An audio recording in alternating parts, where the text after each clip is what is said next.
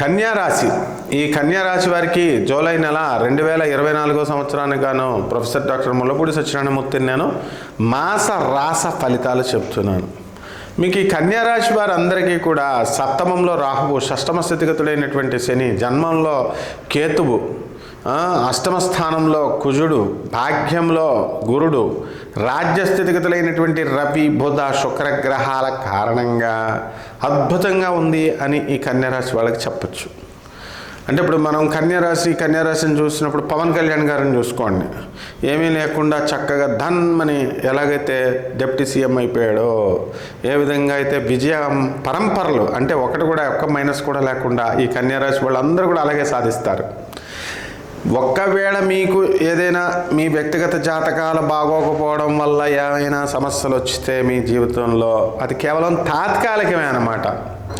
అటు ఇటు ఒక వారం అటు ఇటు, ఒక 10 రోజులు అటు ఇటులో మళ్ళీ మీరు కొత్త వ్యాపారాలు స్టార్ట్ చేయడం, కొత్త బిజినెస్లు, కొత్త ఉద్యోగాలు స్టార్ట్ చేయడం అనేటటువంటిది జరుగుతుంది. కానీ ఏ విధంగా కూడా నష్టాలు అనేటటువంటిది లేదు. కానీ స్థిరత్వం అనేటటువంటిది ఉండదన్నమాట. బుద్ధి బలంతో మీ పనులు పూర్తి చేసుకుంటారు. స్థిరత్వం అనేటటువంటిది కొంచెం తక్కువగా ఉంటుంది. అదేవిధంగా ఈ యొక్క కన్యారాశి మహిళలు మనం చూసినప్పుడు వాళ్ళకి చక్కటి ఈ సౌందర్యం మీద వాళ్ళకి ఎక్కువ ఈ నెలంతా కూడా సౌందర్య పోషణ బాగా ఎక్కువ చేసుకుంటారు. మరి దాని మీద ఎక్కువ శ్రద్ధ చూపిస్తారు. పిల్లల మీద ఎక్కువ శ్రద్ధ చూపిస్తారు. వృత్తి, వ్యాపార, ఉద్యోగ విషయాల్లో మీకు ఏమీ కొదవలేదు. అయితే అష్టమ కుజగ్రహ ప్రభావం వల్ల మీ పేరు మీద ఉన్నటువంటి సైట్లు కానీ ఆ రేట్లు అనేటటువంటి తగ్గిపోతాయి. రియల్ ఎస్టేట్ జోలికి వెళ్ళకండి. మీ పేరు మీద ఉన్నటువంటి స్థలాలు అమ్మొద్దు. మీరు కొత్తగా స్థలాలు కొనొద్దు. అంటే ఉంటేనేమో మీకు ఎక్కువ రేటు చెప్తారు. మీ స్థలం అమ్ముతానంటేమో తక్కువ రేటు చెప్తారు. ఇది అన్నమాట.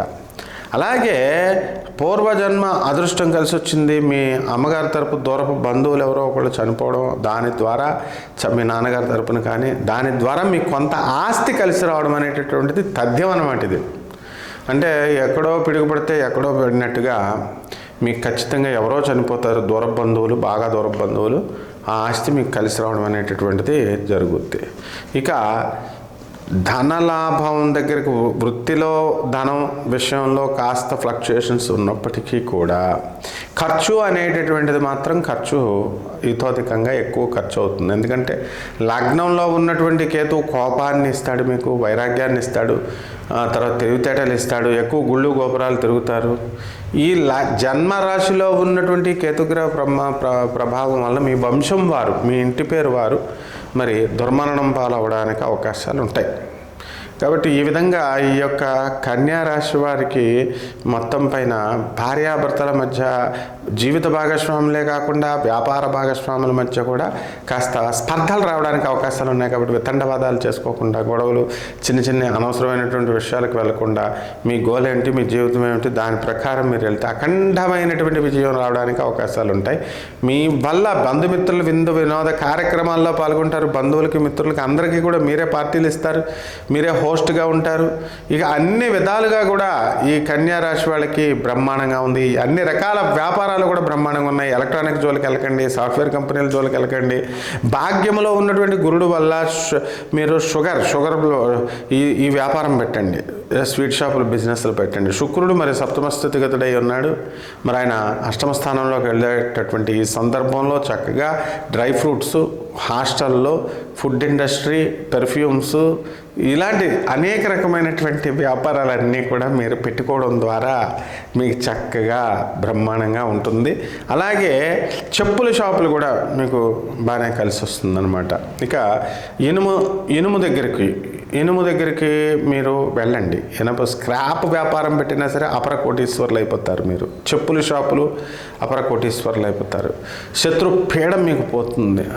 మొత్తం మీద తాత్కాలికమైనటువంటి అన్ని సమస్యలకి కూడా జూలై నెలలో శాశ్వతంగా మీకు పరిహారం అవుతుంది.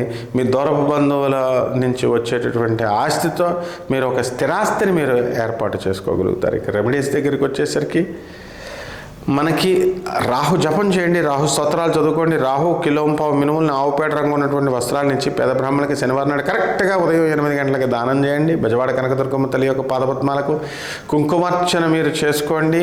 అలాగే ఈ యొక్క రాహువుకి మీరు చక్కగా నిమ్మకాయల దీపం ఒత్తుతో మీరు మీ ఇంట్లోనే పెట్టుకోవచ్చు. నిమ్మకాయ దీపం ఒత్తులు చాలామంది నిమ్మకాయ దీపం ఒత్తులు పెట్టకూడదండి ఇంట్లో అని అన్నారు.